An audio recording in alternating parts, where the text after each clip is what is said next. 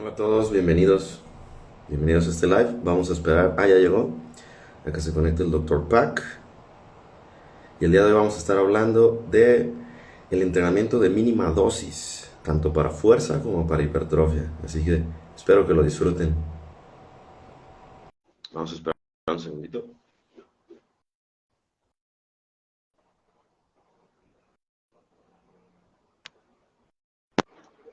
Ya está. Yo, Hey, yo, what's good, my man, Dr. Pak? Thanks a lot for taking the time, man. thank you for having me. I love how those in Spanish is dosis, because in Greek it's dosi. Yeah, that's what I think it's really cool that we can do this sort of thing that connect like this with you as an investigator and me as a curious man, and that you agree to do this kind of thing, and we all learn a lot. So thanks a lot for that, man. I really do appreciate it. How are you doing? I'm good, and thank you for having me. I appreciate it. It's an honor, and I always like talking with like-minded individuals who are also lifters. I'm also a lifter, but I have a poverty bench, squat, and deadlift, but I do it with a passion, man. I can assure you that. I don't even bench. I just have good chest genetics from my dad, and overhead press and deadlift. But I think if you decided to bench, you will go like 315. No issue. 405, no issue. I kind of have the hint on that one. Just with the genetic aspect, right? Yeah, I don't think 405 would be there, but yeah, 315 maybe. But hey, who benches anyways? Very well, my man. So I wanted to talk to you about your current research, and also thanks for the memes. I love those. These are the memes that you do with Milo Wolf. Those are really cool. But anyway, I wanted to talk to you about your research specifically on minimal dose training. But I wanted to divide it into parts, if you agree with that, which would be first Yeah, the for sure. strength compartment that you did your research on, your PhD, if I'm not mistaken. And then, if you agree also, we can talk a little bit about hypertrophy, and maybe we can put this all into context. Let's say for which kind of people this would be of interest. Because just to give you a little bit of context, here in Mexico, at least in the bodybuilding community, even if you try to train like a power builder, always more is better. We want to do more volume, more of this, more. And that's what I find fascinating about your research. We can find significant strength increases by doing less. And that's not because we're lazy individuals. That's not because we don't love the gym, because we're not warriors, brother. That's because it's more effective. We can have it in sort of context like, I don't know, injuries, limited time, power building, enjoyment, concurrent training, which I wish we can touch on those a little bit later on. But first and foremost, what led you to do your research on this most specific subject of minimal dose training? Yeah, for sure. So I am somebody who loves training, loves being in the gym, and loves, working towards optimizing hypertrophy, at least to a certain extent. Do you have an MF Doom tattoo? All caps, my man. Wait. Now we changed the live stream. Oh, look at that, man. We got a screenshot that one. Oh Yeah, man, that's I've awesome. I've got a Doom tattoo as well. Sorry for the off-topic. Oh really? Yeah. Oh, don't worry, man. Oh, brother, that's pretty cool, man. Wow, that was awesome. Um, so yeah, even though I'm somebody who loves training, loves being in the gym for quite a bit of time, and I work with strength athletes, physique athletes, and in general people that want to maximize gains. When I was starting my PhD, the original topic was much different than the one I ended up doing. But as a result of an experimental study that we did back in Greece with a good friend who was also a powerlifting coach, the idea of experimenting with very low volumes of training and seeing what's the least one needs to do to get stronger um, came out. And then I was like, okay, let's have a look at what the current literature has to say. And I realized that there's not much there. And as a lifter personally, I was like, oh, it would be very helpful for me in terms of feeling, like I'm covered, to know Good. that, oh, what's the least I can do to still make progress? Because there will be times where you're traveling, you're super busy. Like this is a busy week for me. So knowing that, oh, I can still make meaningful progress doing X, Y, Z, was an appealing idea. It wasn't so much that I personally, as a lifter or coach, was attached to, you know, minimum dose training as a concept, or wanted to train for less time than ideal. But it was more that feeling that inspired the PhD. And then obviously that opened a whole bunch of doors. And the implications for minimum dose training are very vast. So they go beyond maximizing muscle and strength gains. And yeah, then the topic was, I found the topic very interesting and chose to go ahead and pursue that PhD in it. That's pretty cool, man. Do you think we can dive a little bit into your research specifically with the one pilot study and then the other series of studies that you did and the paper that you published? I have it right here. Well, the one that describes them all and gives you conclusions. Can we dive a little bit into that? The Yeah, protocol for sure. that you did for training, how they changed in the subjects, the characteristic of the subjects. You go, Yeah. man. Yeah, so the pilot study that you mentioned was actually what inspired the PhD. So that study came before the PhD, and that was what showed essentially that, oh, we could actually push training volume, at least in powerlifters, for strength gains much lower than I had previously thought. Because the individuals in the minimum dose group in that study, all they did was less than a handful of singles per week, heavy singles. So they did two singles for the squat per week, three singles for the deadlift per week, and one single for the deadlift per week, and two, squat, bench, deadlift. Yeah, two singles for the squat, three for the bench, one for the deadlift. And they saw some gains during their competition preparation period, and then that sort of gave us hinted at, okay, maybe we can push training volume much lower than previously thought. So then we did a series of studies with powerlifters where we had them follow similar training protocols. So we had a group that did just singles, just those handful of singles per week, and then another group that did the same exact training, but then followed with a few back-off sets after each single. So they did a heavy single and then took 80% of that single and did two triples, which is, again, very low volume training. And what we found was that in competitive powerlifters who are very strong, in 6 weeks, performing roughly 3 to 6 sets per powerlift per week at an RP of 7.5 to 9.5, around the 1 to 5 rep range, was enough for them to meaningfully increase their strength. So not to just maintain or slightly increase, but to increase their strength to a point that of practical meaningfulness, or something that would be regarded as meaningful within the field by other coaches and athletes. I want to ask you two things about those. Were these competitive, advanced, let's say, power lifters? And also, how can we measure or better understand significant strength increases? Like moving up a category, or how can we understand that is significant? Nice. You're asking all the right questions. I'm trying my best. No, that's really awesome to hear. So I'll just share some of their characteristics, just to put that out there. Obviously, we didn't just do training studies; we also did interview studies with elite level coaches and athletes, and we're talking about some of the best powerlifters in the world. But let's just focus on the intervention studies. So let me just get their stats up. Now, as far as significance goes, what we did was, instead of relying on looking at whether there was a statistically significant difference, because for yourself and myself as lifters, if I now PR my deadlift by 5 kilos, that's significant to me, that's meaningful to me.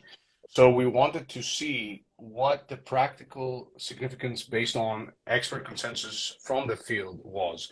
So we essentially spoke surveyed 150 coaches and athletes and asked them, hey, what would you regard as a meaningful strength increase over a specific period of time, which was 6 weeks for our studies, and then essentially base our analysis off those responses. Now, those responses were also compared with some openpowerlifting.org data in order to see whether they make sense, right? Because you could survey 150 random coaches and athletes, and they could say 3 kilos in 6 weeks is meaningful, but that doesn't necessarily resemble reality. So we looked at data from openpowerlifting.org and compared the responses of the coaches and athletes to what was required in order for powerlifting athletes in IPF level competitions to go up by one place in the rankings. Now, as far as the strength of the participants, so I'll just give you, I'm not going to give you mean plus standard deviation. I'll just give you an average for squat, bench press, and deadlift. They were around 85 kilos. In one of the groups, around 180 squat kilos, obviously, 126 bench press, 215 deadlift, and a 500-ish kilo total. In the other group, they had similar strength. Their squat was slightly higher, and the other two groups were also somewhat similar, plus or minus 10 kilos. So as far as the literature goes, and this is something that I looked into when I was defending my PhD, I think this may be one of the strongest, if not the strongest, intervention studies as far as strength level of individuals. So they were definitely strong powerlifters. They weren't elite, but they were relatively strong. I see the Greeks have infiltrated the chat. Shout out to Elias, aka the medical doctor of our hearts. All right, man. I wanted to. I'm sorry. No, I was going to say that was it. Cool. Yeah, I wanted to ask you now on the two intervention studies that you did, and to dive in a little bit on the training protocols. Were those the training protocols just the top set and the backup sets? Or if I'm not mistaken, and I didn't understand incorrectly, you also did AMRAP sets, right? Or were the differences, and why did you decide to do it differently? Yeah, that's an awesome question again. So yeah, there were three intervention studies. One was the pilot study that we mentioned. Oh, right. No, but you're right. As part of the multi-experiment paper that you're referring to, there were two intervention studies. So in the second intervention study, I chose to go with the singles and back of sets protocol from the other intervention study, and then try an AMRAP protocol as well, because our systematic review and meta-analysis on the minimum dose for 1RM strength showed, because there was no powerlifting data available, that sets around 6 to 12 repetitions with a relatively heavy weight were enough to show, well, to lead to significant 1RM strength increases. And I was like, okay, let's see if we could try something that resembles that in powerlifters, and also explore whether a slightly lighter load approach is also possible. So as a lifter, my thinking there was, and as a researcher, was like, okay, as far as practical implications go, does low load training have a place within minimum dose training? Low load, quote unquote, right? Low load for us lifters. And that was the thinking there. Unfortunately, because of a certain pandemic, the data collection for that study was cut short. That's why it was only like 9 subjects in the end. But surprisingly, the group that did the AMRAP training had around 40%, around a 40% chance of experiencing strength increases that were greater than what the powerlifting athletes and coaches regard as meaningful, versus the group that did just the singles without the back sets, where they had a 13-ish% chance. So actually, the AMRAP group did better than the group that did the very specific 1RM training and only did a handful of singles per week, which was interesting. What would you think would be the mechanism implied in that better response? Do you think it has something to do with, I have it right here just to not mess up. Were the AMRAP group the one that were beginner and intermediate powerlifters, or were they the intermediate and advanced? The problem with those classifications is that we don't have like a universal universal standards for intermediate and beginner. So their mean squat was around 167 kilos, 110 kilos was their bench, and their deadlift was around 193 kilos. Now that's the average, right? And the weight roughly 80 kilos. In my opinion, they wouldn't be classed as total beginners, but they would be closer to early intermediates. But again, like that classification is completely pulled out of my head, right? But it's important that we view these results with a very, very cautious lens, right? Like these were just 4 people. So it could have been completely by chance. It could have been the novelty of the protocol. It could have been that because they were doing so much, something relatively aggressive, because they were essentially taking 70% of their 1RM, their pre-test 1RM, and then AMRAPing that until they were at RP 9 to 9.5. So it could have been that novelty that led to those gains. It could have been that they did much more volume than the group that did the singles. So keep in mind that the group that was doing the singles was completing a total of 2 reps per week for the squat, 1 rep per week for the deadlift, and 3 reps per week for the bench. Whereas this group was completing, up to 30 reps per week for the squat. And what we're seeing from low RPE training literature is that even working at lower RPEs with light loads can be effective at increasing strength. Now, those groups were not working at a low RPE, but they were using light loads and performing multiple reps. So even though the results sound somewhat unorthodox, at least when you take them at face value, I think that they're not that extreme. But again, man, terms are going to supply just for people. I don't feel confident saying, hey, AMRAPs are the way to go, but it at least hints towards powerlifters being able to potentially do higher rep sets and still experience significant 1RM strength increases. And that's mainly because of the results of the meta-analysis as well, where trained individuals were able to increase their 1RM strength, albeit doing, sets of 6 to 12 repetitions. And I think two things come to mind. First, that if they were doing 30 plus reps, they were essentially doing more volume. And the first thing that came to my mind is the relationship between volume and strength. And also to dig into a little bit into the rabbit hole, let's say in the long term, if you're essentially doing more volume for strength, well, you're doing more volume for hypertrophy. And maybe there's this not so clear relationship between hypertrophy and strength increases. So do you think this has a role to play in these outcomes? Honestly, no, because it was just 6 weeks, and Right. I think it's unlikely that lifters at that level experienced hypertrophy changes to the point where it heavily affected their strength. Now, in the long term, maybe. But as you said, the relationship between strength and volume is not as potent. I don't know what word to use to characterize it as with hypertrophy. So, like if we look at the Ralston meta-analysis, for example, that Right. shows that it's not more volume equals more strength gains. But in this context, it may have been that they were doing enough volume because they were just doing those few sets per week still. So they weren't necessarily doing extremely high volume. They weren't necessarily following an extremely high volume training protocol, but they were still hitting that top end of what's required, what's optimal for training volume. I think diving a little bit into, well, out of the research and into the trenches, brother, again. Okay, knowing that we know now, thanks to your research and maybe some research to come, which I think is really interesting, in what context would one want to train, let's say, with a minimal approach? I think Jeff Nipper did a series of videos, which also really interesting.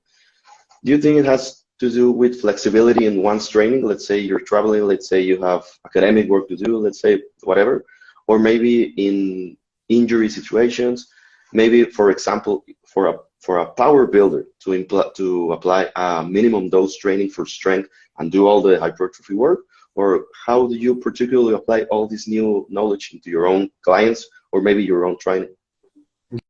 Yeah, that's again awesome question. The one thing that you alluded to, which was hybrid training, that's something I like to use with a lot of clients and myself, where you essentially place certain exercises, certain lifts on a minimum dose approach, and you keep them very specific to 1RM strength, while also working on everything else that you want to work on from a hypertrophy standpoint. So let's say you said your bench is not as high as you wanted it to be.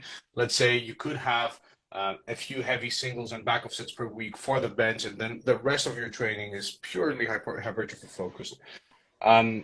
Another way where minimum dose training can be used in practice, aside from the context of time, efficiency, and so on and so forth, would be as a way for a coach or an athlete to have a rough idea of where their baseline is. So let's say you're starting a strength block or whatever, knowing that, oh, okay, 3 to 6 heavy sets per week seem to be enough to result in meaningful strength increases, may allow you to have a starting point for that strength block and then work your way up from there versus starting much higher when it may not necessarily be needed. Right, right, But right. yeah, I'm if sorry?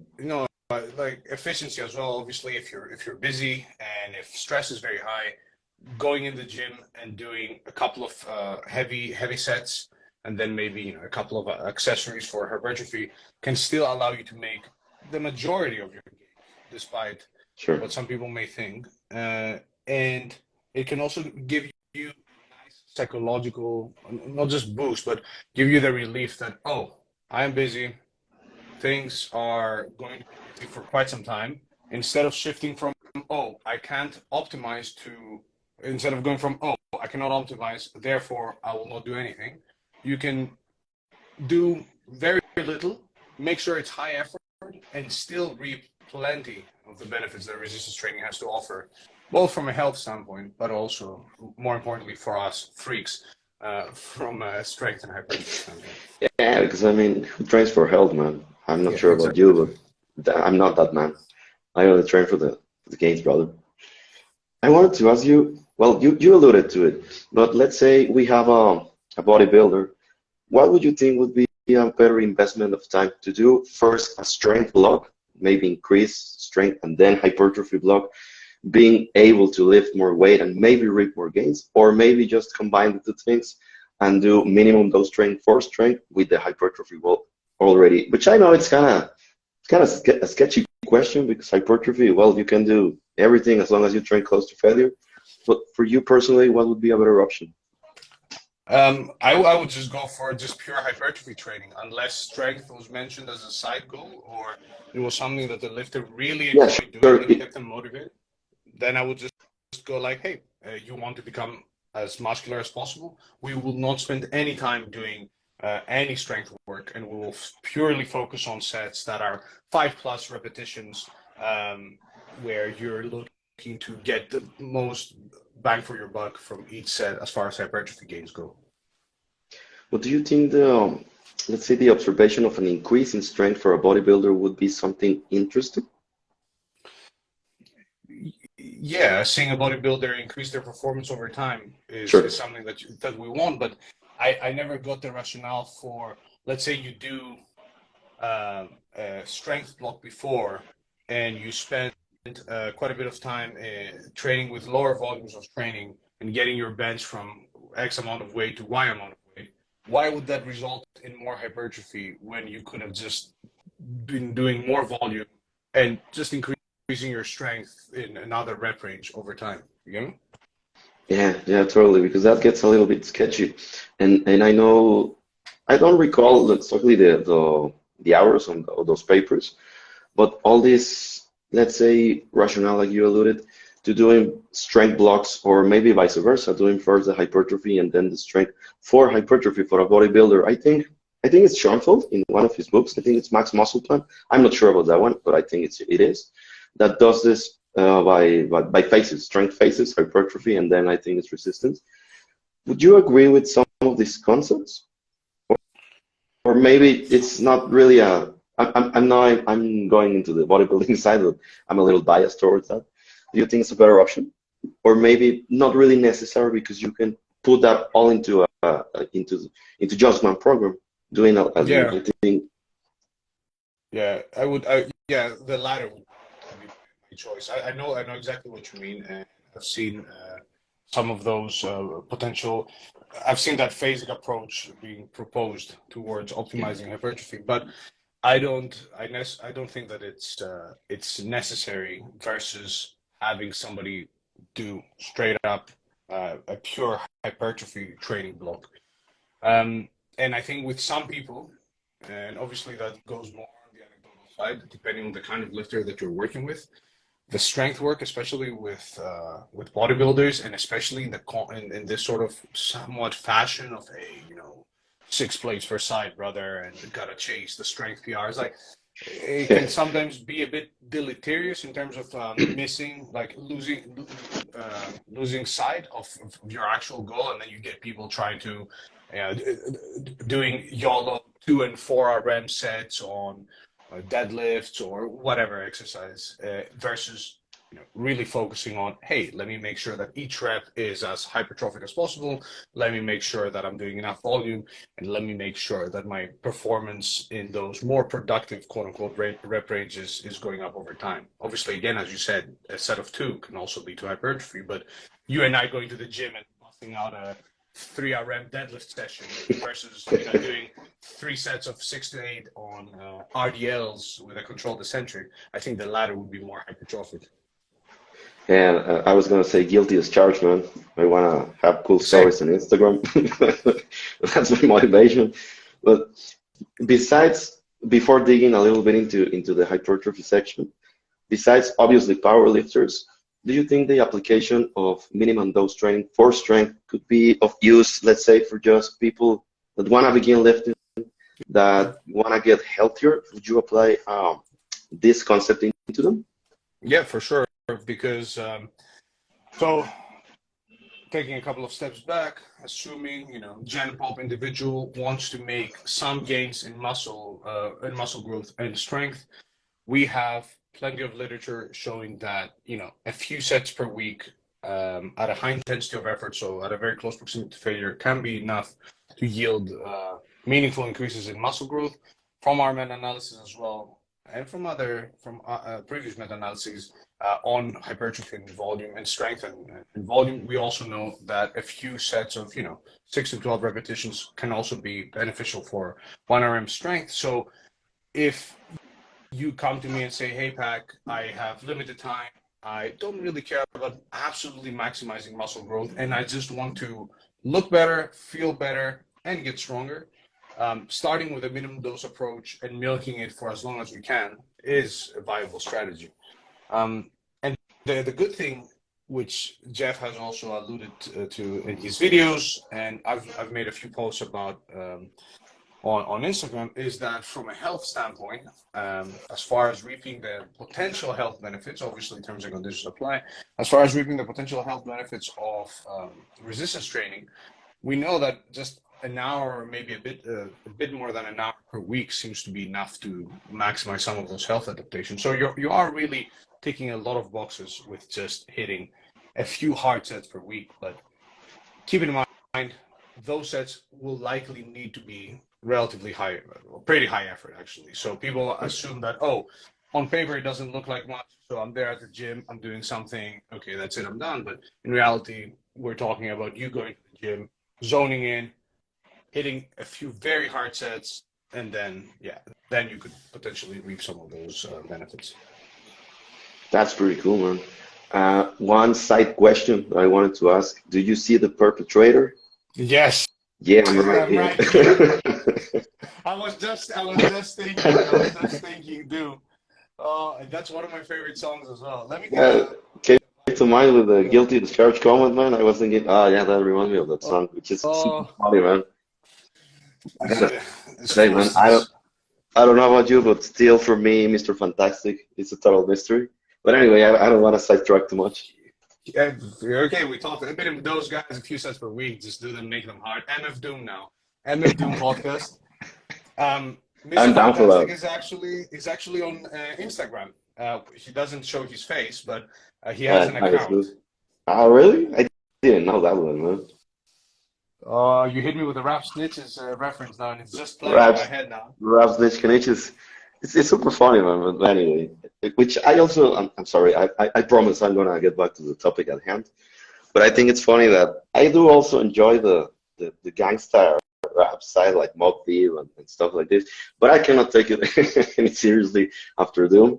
I'm like, these guys, it's kind of funny. It's funny to hear them tell their committed crimes, which which I haven't made the connection before that song. I'm sorry, which I think it's super cool that people like Doom existed and gave us this whole. All right, people. As he said in that song, he said he's gone clap. Then he fled after one slap. Some such a trap, save it for the bitches. Delicious, rap, sweet, knishes. I have a new brother in MF Doom. Of course. Fanatism. My man, I want. I'm sorry. Maybe I'll do one more reference to Doom, which. Oh, even have the skateboard. That's the coolest, man. I need one of those to paint my wall. I wanted to ask you, and I promise also I'll try to make another Doom reference, which I didn't know. Doom. A couple days ago, I went, oh, maybe that's why he called himself Doom. Daniel Dumile. Yep. Anyway. And this tattoo here is Dr. Doom. That's a new one. That's a new one, yeah, right? it's a bit muddy, but that's essentially Dr. Doom, where Doom got the inspiration for the mask. Yeah. I also have a Doom shirt, Dr. Doom from Marvel. Anyway, I hope we can geek out on these kind of things on another time, man. But I wanted to go into the hypertrophy side of things because, well, I'm sure you were present. I'm sure you witnessed the infamous, I think it was 2017, Volume Wars, which started with Radielli, then Schoenfeld, then we have some brief interactions from Lyle.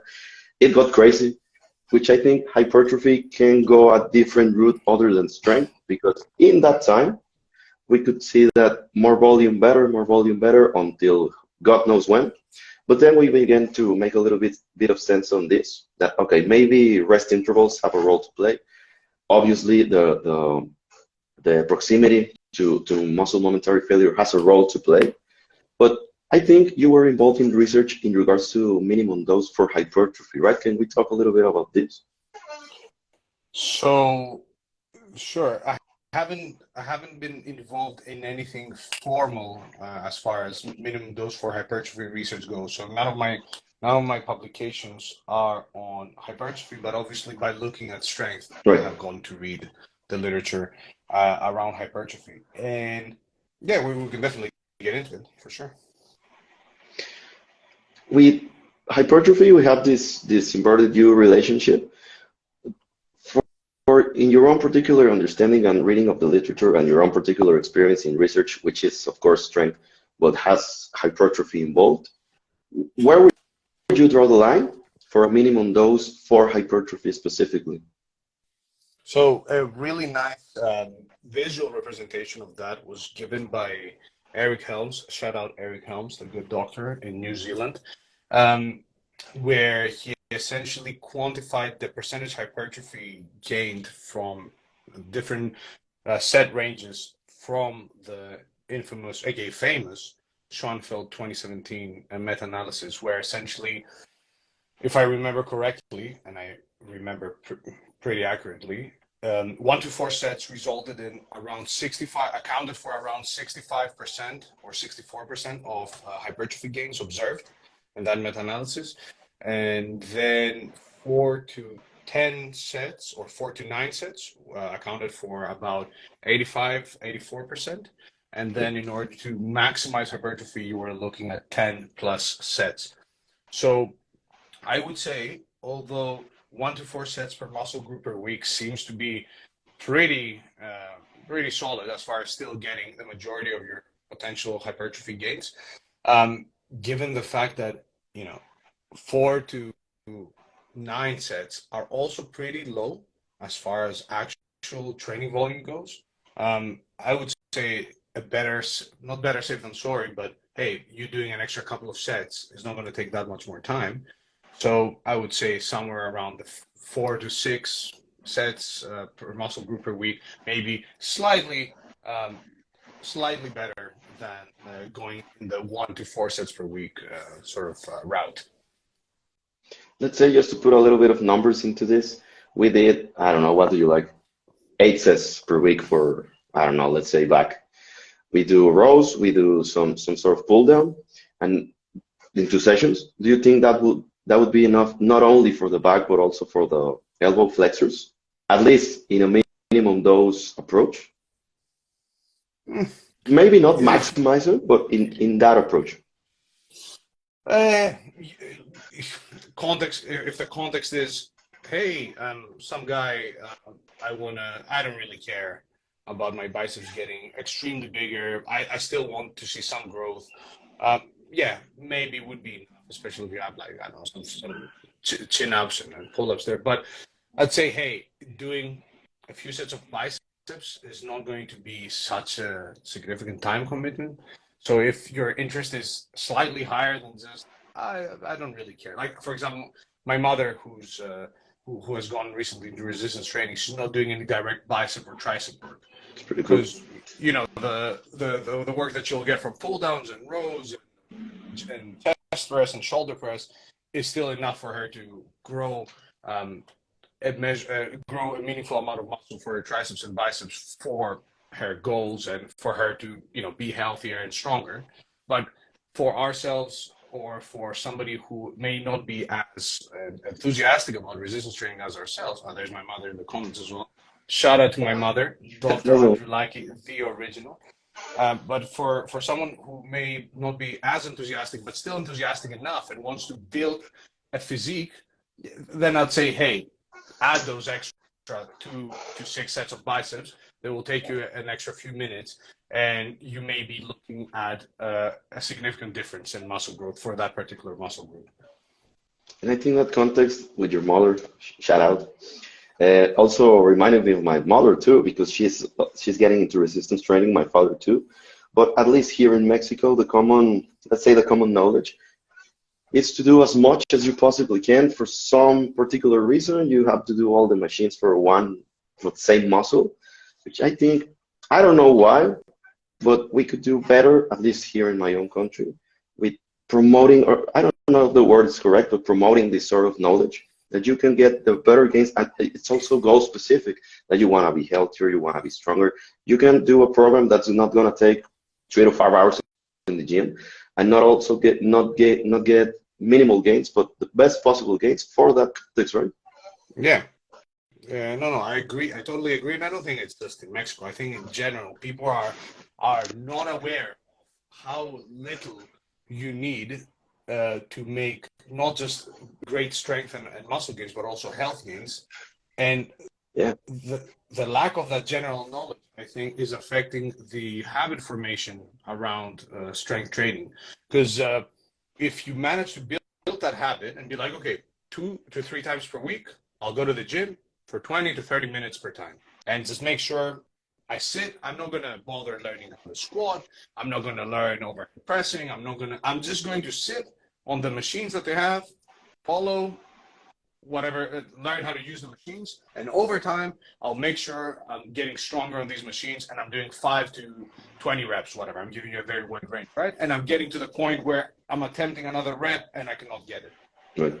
Like, that would be enough. Think how much better people would feel, look, and potentially function if they, like, sorry for sidetracking, but like whenever I see older individuals, like older, I mean like 60 plus, who have trouble with their back or just feel weak and frail, I always think to myself, imagine if that person had been doing just a bunch of like 5 or 6 different resistance training machines for their whole life, or even just chin-ups and push-ups and a couple of like lower body exercises at home, but like consistently doing them for years and years. Yes, you and I wouldn't look at them on the street and be like, oh wow, who is this beast, right? But you'd still see somebody who is fit, strong, and able to function much better versus not doing any training whatsoever. And one of the key components in this, let's say, minimalistic approach to volume for overall health and strength and hypertrophy is the effort that you put into those sets. That I think it gets a little bit lost in translation. Let's say you do a shit ton of sets, but maybe none of those were taken close enough to failure, which is funny because it's kind of a contradiction, at least here again in my own particular context in my country. People claim to train all sets to failure, but you don't really see that. Maybe you see they rest for 30, 60 seconds and they go again and claim to train to failure. But maybe it's just that they're uncomfortable with the set. Maybe they're just tired and it's not really an effective training. Can we dig a little bit into that relationship between the effort that you put in and doing less sets per se? Yeah, sure. So although there's data coming out showing that even lower RPE training can have some benefits for, can be beneficial for strength and hypertrophy, and has a place in our training. And I'll go as far as saying that for the average individual, them doing some resistance training, assuming that it's not like ridiculously off failure where they're like, okay, yeah, cool, I moved the weight a couple of times and I barely felt anything. But assuming that there is some effort, that would still be much better than that. But when it comes to doing more with less effort versus doing less with more effort, I think at least in the context of trying to not maximize but make appreciable muscle and strength gains, the lower volumes with more effort may be better. Now I'm saying this with an asterisk and a pinch of salt and for a specific context only, right? Because we've created this sort of strongman scenario where it's either high effort versus low effort and not really, just enough effort. You get me? Yeah, totally, man. And just to be finishing up this conversation, I don't want to take much of your time. And again, thanks a lot for doing this. I wanted to ask you, what would be some general guidelines going back to strength for someone that wants to implement this sort of not method of training, but this concept of training? It's like you've read my mind, bro. Like you come here with the end of Doom tattoo. You're saying it's not Brothers from a another. method. It's a concept. Yes, yeah, for sure. Nice. So yeah, I would say that, hey, in the context of strength increases and minimum dose training, so 3 to 6 sets per week per lift at around 1 to 5 reps, with loads that will be heavy enough for those sets to be near 7.5 to 9.5 RPE, so pretty close to failure, even really close to failure. That will be enough for the majority of people in the span of 6 to, let's say, 12 weeks to see meaningful increases in strength. As we mentioned earlier as well, that can happen in a hybrid sort of format where you're doing strength minimum dose work and then you're doing all your hypertrophy work. Now, if you wanted to get the best of both worlds and you're not a powerlifter or a strength athlete, you could literally do a handful of sets per lift or per muscle group per week and be near the 5 to 12 rep range, and you'd still see meaningful increases in both strength and hypertrophy. Would you add some backup sets, or would you add AMRAP if we, let's say, do 1 to 3 sets per week? Do you think that would be a good strategy, or just the 1 to 3 sets? I would, yeah, so I should have clarified the 3 to 6 sets per week. Those could be a straight set and some back-off sets, but like the back-off sets, we call them back-off, but in reality, there will still be sets of 3 to 5 reps at a relatively high-ish RPE. I wouldn't, for strength athletes, especially relatively strong individuals, I'm not sure if the AMRAP at like 70% of their 1RM would be would be as enjoyable. Some of the feedback we got from the study was that people's lower backs started hurting after a certain point. There's quite a bit of discomfort with taking a set of squats very close, like almost to failure, with a relatively light load. Right? Like it's not a very fun thing to do, but it's there for the cycles that want to try it, and for exercises that are not necessarily as tiring as the squat or the deadlift, you could have an AMRAP approach where you are just trying to beat the reps that you did last time, and you do a couple of those sets, a few sessions per week, and then that's your whole training. But like, people shouldn't be tied into just one specific approach and be like, okay, the AMRAP approach. You can mix and match. That's pretty cool, because I think maybe you tend to be categorized as the minimum dose guy, and people that research volume, they're the volume guys and stuff like this. But it's like like we alluded, it's not a method. It's not like we have to train like this. We can apply some of these tools, which I think one additional benefit from this, let's say, concept of training, this style of training, is that it's really fun. It may help with adherence because, well, you try to get stronger, you try to beat the logbook, not neurotically like maybe you and I would do, but in a healthier way that you actually have a goal for your session in the gym, right? Yeah, yeah, that's what I like. Like this week, um, it's a super busy week for me. Plus, I had the tattoo done on Monday, so this time I'm being somewhat respectful to the artist and taking 2 days off instead of half an hour. Shout out to the artist that did my back, where we went to the gym together after the session. You madman. Yeah, like joking aside, it's a busy week. The tattoo also played a role in my decision, but I will have to train with less volume than I usually do. But going to the gym in the next couple of days or so, and knowing that okay, I'm going to do 2 sets on this, 2 sets on this, 2 sets on this, 2 sets on this. These sets have to be super hard. I'm going to go all out, but that's all I need to do. Is quite fun, and it's quite manageable in my head as well. So I'm not here freaking out and thinking, oh man, I haven't been to the gym in 3 days. What am I going to do? Because we have literature showing that detraining, like you need to like really take a big break for shit to go wrong. Plus the idea of, oh, I can still make this week a thumbs up by just getting, 6 to whatever sets per muscle group per week. I don't know. It makes me feel chill. That was me a couple of years ago, man. I was stressing because I didn't do a shit ton of sets for this particular muscle right here, and I'm gonna lose everything that I gain. It's a disaster. Why am I going through this hellish stuff? It can be really stressful, and this sort of knowledge, new knowledge, on a mental health level, I think for me at least, it's super valuable, man. Yeah. And I'll say this just as not as a prediction, but something that would be interesting to look at, it's very unlikely unless myself or Milo become millionaires and then pour that money into research. It would be nice to look at training volume hypertrophy over time, but like really over time, and see whether doing more results. So I'm not saying that I think this is what will happen, but it is not impossible that we see that higher volumes lead to more gains quicker and then plateau, and then lower volumes lead to slower gains in short term, and then slowly catch up over time.